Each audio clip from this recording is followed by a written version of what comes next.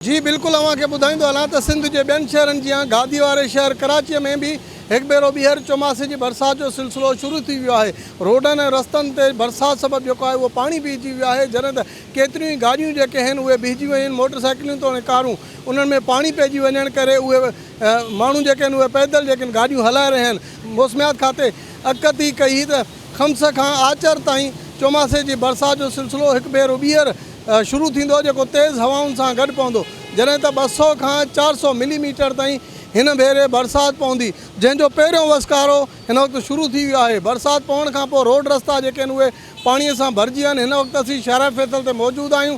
शाहरा फैसल ते बरसात पवण करे ही पाणी जेको आहे रोडनि ऐं रस्तनि ते बीहजी वियो आहे। बहरहाल हिकु तरफ़ नालनि जी सफ़ाई जेका सो थिए पई, ॿिए तरफ़ ताज़ी पियल बरसात खां पोइ रोड रस्ता जेके आहिनि उहे पाणी हेठि अची विया आहिनि। केतिरे हद ताईं जल्दी हिननि जो पाणी निकाल थींदो, वाटर बोर्ड जो अमलो जेको आहे उहो बि असांखे कुझु जायुनि ते नज़र आयो आहे, जिथे हुननि सैंक्शन मशीनूं वग़ैरह लॻायूं आहिनि त जीअं बरसात जो पाणी जेको आहे उहो जल्दी ई हितां निकाल कयो वञे। पर हीउ सिलसिलो तक़रीबन 3 ॾींहंनि ताईं जारी रहंदो, जंहिंखां पोइ बरसात वञी पंहिंजो जेको हुनजो ज़ोर जेको आहे उहो घटि थींदो। बहरहाल हीउ बरसात जो सिलसिलो 3 ॾींहंनि ताईं जारी रहंदो। जी।